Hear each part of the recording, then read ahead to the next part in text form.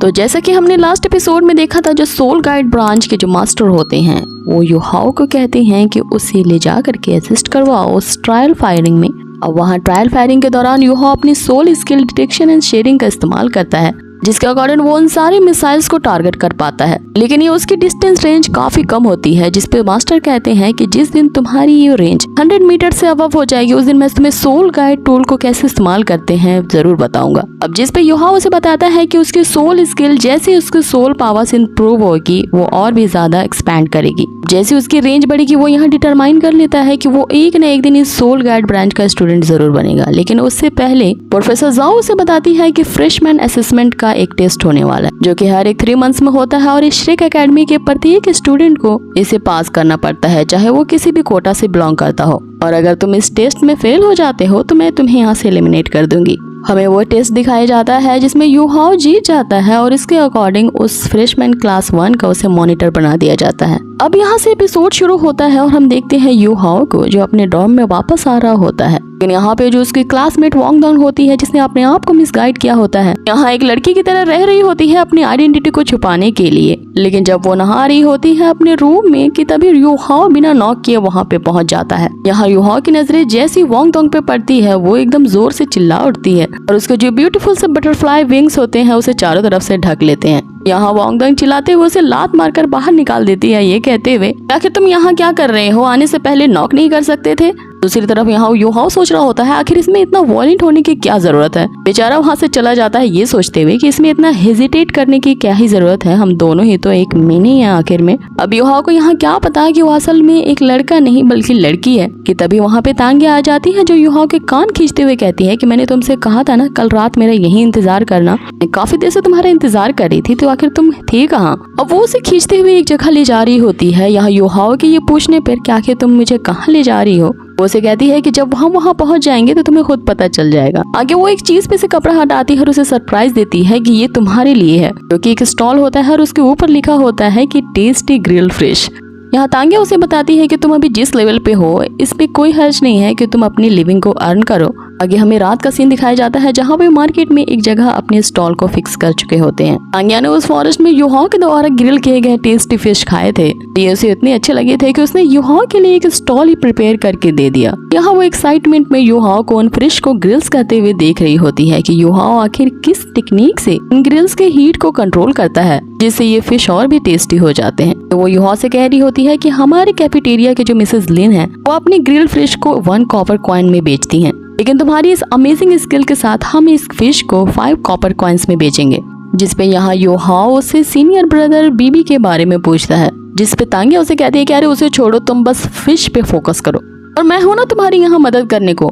आगे सारे के सारे फिश ग्रिल्स हो जाते हैं और उनकी स्टॉल ओपन हो जाती है। अब यहाँ सेलिंग प्राइस उनका 5 सिल्वर कॉइन होता है और ये देख के कोई भी कस्टमर उनके पास नहीं आता। अब इस प्राइस टैग को देख करके कोई भी उनके फिश ग्रिल की तरफ तो आता नहीं, तो बेचारी तांग्या सबके पास ले जाके कह रही होती है कि ये fish tasty tasty fish try कर लो। लेकिन किसी के ना आने देख पहले वो 4 सिल्वर कॉइन करती है, फिर 3 कर देती है, उसके बाद 2 सिल्वर कॉइन कर देती है और लास्टली वो 1 पे आ जाती है। लेकिन एक भी कस्टमर उनकी तरफ नहीं आता, जिसपे तांग्या यहाँ थक हार कर अब फ्री में फील्ड ग्रिश देने का तय करती है। ये देखिए एक आदमी वहाँ पे आता है और उनकी फ्री फिश को ट्राई करता है। ये खाते ही वो अपनी इमेजिनेशन के दुनिया में पहुंच जाता है और चीख चीख के कहने लगता है कि इससे पहले इतनी अमेजिंग फिश मैंने नहीं खाई। ये सुन के देखते देखते वहाँ पे कस्टमर्स की भीड़ लग जाती है, लेकिन तांग्या उन सब से कहती है कि अब जब फ्री का इवेंट है ना वो खत्म हुआ, अब पैसे देने होंगे। अब जैसे जैसे उनकी सेल बढ़ती है ना और भीड़ को आते देख तांग्या फिर से उस प्राइस टैग को चेंज करती है, जो कि 1 कॉपर कॉइन से चेंज हो करके बढ़ता ही जा रहा होता है उनकी पॉपुलैरिटी को देखते हुए। जोर जोर से वो कह रही होती है कि अब तो हम अमीर बन गए, पैसे ही पैसे होंगे हमारे पास। आगे हम देखते हैं कि तभी वहाँ पे एक ब्यूटीफुल सी लड़की अपेयर होती है, जिसे सभी लोग देखते हुए कहते हैं कि इससे पहले इतनी सुंदर लड़की यहाँ पे कभी नहीं देखी और लगता है ये इस पूरी सिटी की सबसे खूबसूरत लड़की है।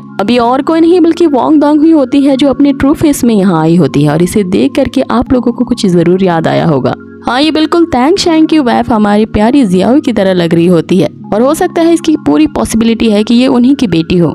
यहाँ वो युहाओ के पास आती है और उन ग्रिल्ड फिश का प्राइस पूछती है, जिसमें युहाओ से कहता है कि फर्स्ट ट्रायल के लिए उसे 50 कॉपर कॉइन्स देने होंगे। यहाँ वांगडोंग उससे कहती है कि ये ग्रिल्ड फिश तो काफी ज्यादा एक्सपेंसिव है, जिस प्रोसेस से तुम इन्हें ग्रिल कर रहे हो मे बी इसकी कॉस्टिंग अराउंड 3 कॉपर कॉइन्स काफी है। जिसपे युहाओ से कहता है कि हम इन ग्रिल फिश का कोई भी सेकंड प्राइस नहीं रख रहे हैं, लेकिन आज सारी के सारी फिश सोल्ड आउट हो चुकी है। जिसपे वांग डोंग ये कहते हुए वहाँ से चली जाती है कि मैं इसे नेक्स्ट टाइम जरूर ट्राई करूंगी। कि तभी वहाँ पे हमारे एक न्यू कैरेक्टर की एंट्री होती है जिसका नाम यहाँ शैनशी होता है। वो युहाओ को बहुत ही ज्यादा बुरा भला कह रहा होता है क्योंकि उसने इतने एक्सपेंसिव प्राइस पे इन फिश को सोल्ड किया है। वो आते ही युहाओ पे यहाँ पे एक कॉपर कॉइन से अटैक करता है जिसे तांग्या अपने शॉट से रोक लेती है। आगे शैनशी युहाओ के ग्रिल पर अपने फैन से अटैक करता है और उसे पकड़ लेता है। यहाँ हम वांग डोंग के एक्सप्रेशन से ये जान सकते हैं कि वो उस शैनशी को जानती थी क्योंकि वो उसे लगातार यही कह रही होती है कि आखिर तुम क्या कर रहे हो यहाँ पे। अब जैसे ही वो शैनशी यहाँ युहाओ पे अटैक करने वाला होता है कि तभी हम देखते हैं कि वहाँ पे बीबी आ जाता है और यहाँ इन दोनों की पावर के टकराने से वहाँ एक वीव एनर्जी क्रिएट हो जाती है। यहाँ तांग्या उसे कह रही होती है कि आखिर तुम्हारी हिम्मत कैसे हुई टैंक क्लैन के लोगों को इस तरह से बुली करने की। जिसपे शैनशी उसे कहता है कि तुम ज्यादा उड़ो मत, तुम्हें क्या लगता है कि मैं तुम्हें बीट नहीं कर सकता। जिसपे तांग्या उसे कहते हैं कि तो आ जाओ, क्या मैं तुमसे डरती हूँ। जिसपे बीबी उसे कहता है कि तुम्हारी हिम्मत कैसे भी मेरे जूनियर ब्रदर पे इस तरह अटैक करने की, तो तुम्हें इसका हर्जाना देना पड़ेगा और नहीं तो चलो उस सोल बैटल एरिया में वहाँ फाइट करके ये डिसाइड कर लेते हैं। जिसपे शैंक्स उसे कहता है कि ये तुम्हारा जूनियर ब्रदर हुआ तो क्या, इसे इस एरिया का रूल पता होना चाहिए कि इसे किसे रिस्पेक्ट करना है। उसे लग रहा होता है कि युहाओ ने वांग डोंग की डिसरिस्पेक्ट की है, इसीलिए वो उसे मजा चखाने के लिए बुली कर रहा होता है। और रही मेरे हर्जाने की बात, तो मैं पहले ही उसे यहाँ दे चुका हूँ। जिसपे यहाँ तांग्या उसे कहती है कि जो तुमने युहाओ को यहाँ चोट पहुँचाई है उसका क्या। आगे वो बीबी से कहती है कि तुम इससे अभी यहाँ पे बात ही क्यों कर रहे हो, अरे क्यों हो, जाके उसे मारो। जिंतु ये वो शैनशी कहता है कि ये तांग्या तो पूरी तरह से क्रेजी हो चुकी है। तो चलो उस सोल बैटल एरिया में इस बात का फैसला हो ही जाता है। आगे वो एक दूसरे की चैलेंज को एक्सेप्ट कर लेते हैं और यहाँ युहाओ को समझ में नहीं आ रहा होता है कि ये अभी अभी आखिर यहाँ पे हुआ क्या। लेकिन यहाँ दूसरी ओर तांग्या तो फिश खाने में बिजी रहती है। आगे वो युहाओ का हाथ पकड़ती है उस बैटल एरिया की तरफ ले जाती है कि चलो हम भी देखें आखिर वहाँ पे होता क्या है। आगे ये खबर आग की तरफ फैल जाती है और सारे स्टूडेंट्स को ये पता चल जाता है कि सोल बैटल एरिया में एक कंपटीशन होने वाला है जिसमें दो धुरंधर आपस में भिड़ने वाले हैं। आगे हमें उस बैटल एरिया को दिखाया जाता है जहां थोड़ी ही देर में वो स्टेडियम खचाखच स्टूडेंट से भर जाता है। युहाओ देख के तो यहाँ हैरान रह जाता है कि आखिर इन दोनों के बीच में होने वाली फाइट ने इतने सारे ट्रेनीज को कैसे अट्रैक्ट कर लिया। इस पे तांग्या उसे बताती है कि एक तरफ बेबी जिसकी मार्शल सोल स्टॉर्म की है, जिसकी स्ट्रॉन्गेस्ट पावर 10,000 युआन की है, दूसरी तरफ शैंक्सी है जिसकी मार्शल सोल डिफेंस की है और इसकी भी डिफेंस की जो स्ट्रॉन्गेस्ट पावर है वो 10,000 युआन की है। तो जाहिर है इन दोनों के बीच होने वाली बैटल तो सभी लोगों को अट्रैक्ट करेगा ही ना। अब उस फाइट एरिना में सारे लोग वहाँ पे होटिंग कर रहे होते हैं। यहाँ युहाओ भी उस फाइट के लिए काफी ज्यादा एक्साइटेड होता है क्योंकि उसे ये महसूस हो गया था कि जो शैनशी है उसके लेवल 4th ग्रेड पे है और इस तरह की सोल पावर जिसकी डिफेंस एबिलिटी काफी ज्यादा स्ट्रॉन्गेस्ट हो, उससे फाइट करना तो मुश्किल होगा। लेकिन हमें दूसरी तरफ नजारा कुछ और ही दिख रहा होता है। हमें उस स्टेज के पीछे बीबी और शैंक्सी दिखते हैं और बीबी के मात्र एक सुई चुभाने से ही शैंक्सी चिल्ला रहा होता है बच्चों की तरह। यहाँ शैंक्सी उसे कहता है क्या तुम मुझे मारी डालोगे आज, और बेबी उसे एक प्रकार का इंजेक्शन दे रहा होता है जिसके थोड़े से दर्द को सहने के लिए शैंक्सी यहाँ चिल्ला रहा होता है। जिसपे बीबी उसे बताता है कि जो जुआन सुई पिल होता है उसे लेने से जो तकलीफ होती है उसकी एक दाने के बराबर भी ये इंजेक्शन नहीं है, तो तुम मात्र इसके चुभने से डर रहे हो, तो चलो मैं इसे तुम्हारी बॉडी में फिर से डाल देता हूँ। जिसपे शैंक्सी उसे कह रहा होता है कि नहीं नहीं मुझे नहीं चाहिए ये। जिसमें एक लड़की वहाँ पे आके उन्हें बताती है कि फील्ड रेडी हो चुका है। अब उस लड़की को देखते ही जो शैंक्सी होता है यहाँ पर शाय बॉय से एक बहादुर लड़के में ट्रांसफॉर्म हो जाता है और उसे एकदम स्टाइल मारते हुए कह रहा होता है कि ठीक है हम अभी आते हैं। लड़की यहाँ उसके चार्म को देख के तो वहीं बेहोश हो जाती है। यहाँ बेबी उसके हाथ से वो पिंस ले लेता है और कहता है कि चलो अब तुम्हारा दिखावा बंद करो, हमारे लिए बैटल फील्ड तैयार हो चुका है। अब आगे हमें एरिना का सीन दिखाया जाता है जहाँ पे वांग डोंग एज ए लड़की की तरह अपीयर होती है। यहाँ युहाओ उसके गाने का कारण पूछता है जिसपे वो बताती है कि ऑब्वियसली इतनी बड़ी कंपटीशन होने वाली है जिसके बारे में सभी चर्चा कर रहे हैं। एक स्ट्रॉन्गेस्ट मार्शल सोल की फाइट एक स्ट्रॉन्गेस्ट डिफेंस सोल के साथ होने वाली है, तो ऑफ कोर्स इसे देखने के लिए मैं भी आ गया हूँ। जिसपे तांग्या उनकी कन्वर्सेशन को कट करते हुए यहाँ युहाओ से पूछ रही होती है कि आखिर ये प्यारा सा पिंकिश बॉय कौन है। जिसपे युहाओ उन दोनों का इंट्रोडक्शन करवाता है। अब जैसे यहाँ वांग डोंग को ये पता चलता है कि ये दोनों टैंग क्लैन से हैं। अब ये सुनती है तांग्या उन दोनों को बताने लगती है कि हाँ मैं ही हूँ टैंग क्लैन की करंट लीडर। यहाँ तांग्या उसे भी ऑफर करती है टैंग क्लैन में ज्वाइन होने के लिए। जिसपे वांग डोंग कहती है कि मुझे भी टैंग क्लैन में ज्वाइन करना है क्योंकि मैं उसके हिडन वेपन्स को लर्न करना चाहती हूँ।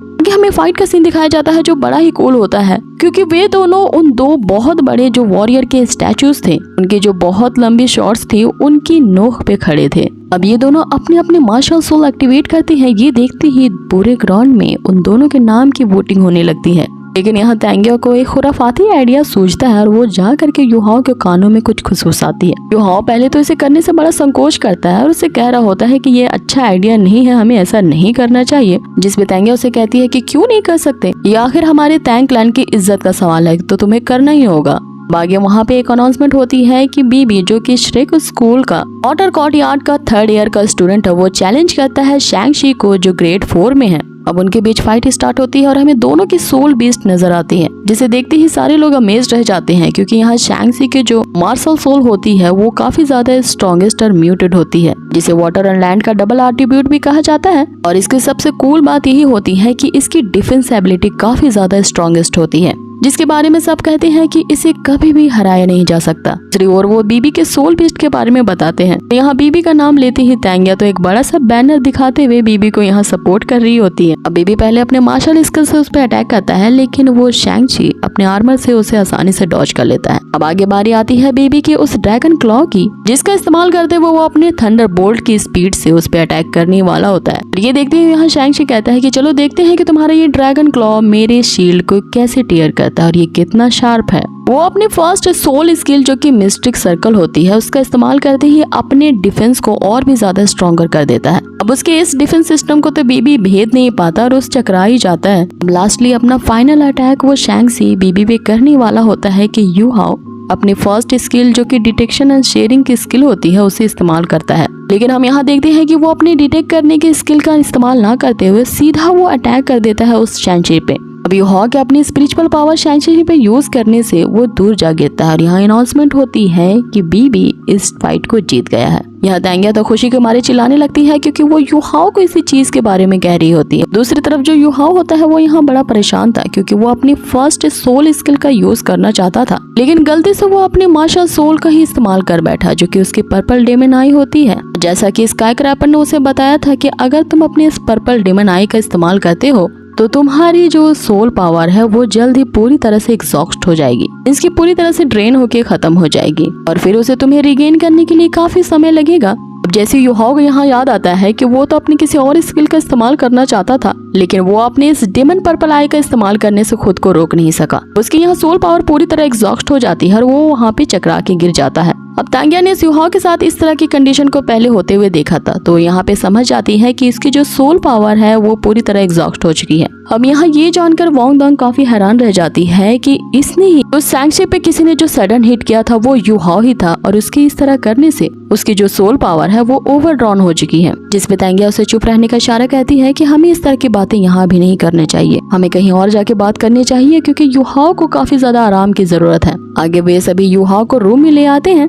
आगे बीबी उसे वही जुआन दान सुई नाम का पिल खिलाता है जिसके बारे में वो पहले शैंग-शी को कह रहा था। आगे बीबी वांग दांग से ये कहते हुए कि वो युहाओ का ख्याल रखे वहाँ से जाने लगता है कि तभी तांग्या उससे कहती है कि जब युहाओ को होश आ जाए उसे कहना कि हमें फिर से उस स्टॉल को लगाना है। जिसपे बीबी उसे कहता है कि तुम्हें अभी खाने की ही पड़ी है। आगे बीबी तांग्या को वो पिंस देते हुए कहता है कि अगर अभी के अभी हमने इसे रिटर्न नहीं किया तो हम स्कूल के रूल्स को ब्रेक करेंगे, तो हमें जल्दी करना चाहिए। ये कहते हुए वो दोनों वहाँ से चले जाते हैं। दूसरी ओर जो वांग दांग होती है वो अभी यही सोच रही होती है कि आखिर इस सीनियर ब्रदर बीबी के पास वो जुआन दान शुई नाम का पिल कैसे आया जिसकी कीमत 10,000 गोल्ड सिल्वर कॉइन्स की है। तो आखिर ये इतना जेनरस कैसे हो सकता है? लगता है कि काफी ज्यादा रिच है जिसने मात्र एक जूनियर स्टूडेंट के लिए 10,000 गोल्ड सोल कॉइन्स को इतनी आसानी से खर्च कर दिया। आगे वो सोचती है कि लेकिन ये पिल तो काफी ज्यादा स्ट्रॉन्गेस्ट पावर रखती है क्योंकि इसे लेने वाले की जो सोल पावर है वो ग्रेटली इनहेंस हो जाती है। हालांकि ये किसी की सोल पावर इतनी ज्यादा बढ़ा देता है, लेकिन इसके सेवरल साइड इफेक्ट्स भी हैं क्योंकि जब मैंने इसे लिया था तो मेरी हालत काफी खराब हो गई थी। अब ये सोचती ही वो यहाँ पे मुस्कुराने लगती है। अब यहाँ इसी सस्पेंस के साथ कि अब युहाओ ने भी जुआन दान नाम की पिल्स को ले लिया है। किसी की सोल पावर को तो काफी ज्यादा इनहेंस कर लेती है, लेकिन इसके साइड इफेक्ट्स के भी काफी ज्यादा चर्चे हैं। अब युहाओ पे इस पिल के क्या ही साइड इफेक्ट पाएंगे हम जानेंगे नेक्स्ट एपिसोड में, जो कि काफी ज्यादा मजेदार होने वाला है। और ये सीरीज की बात करें तो ये तो एंटरटेनिंग है ही। तो मिलते हैं इसके नेक्स्ट एपिसोड में जो मैं जल्द ही एक्सप्लेन करूंगी। Till then take care, bye.